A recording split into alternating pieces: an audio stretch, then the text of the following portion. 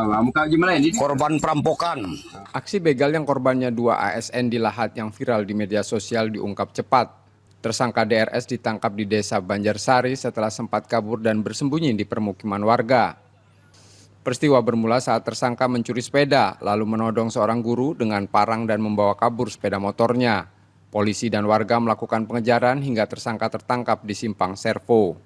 Korban itu pada saat melintas itu diancam oleh seorang pelaku inisial D menggunakan sepeda motor, dan pada saat itu ini kejadiannya sempat viral di media sosial, dan akhirnya kendaraan korban yaitu motor Scoopy itu berhasil dilarikan oleh pelaku, namun dengan kecekatan dan kesigapan dari Polres Lahat dan Polsek Merapi, pelaku pada hari itu juga berhasil diamankan dan ditangkap.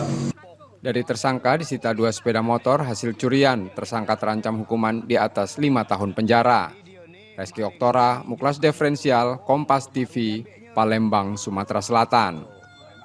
Jadi inilah motornya, motor perampok.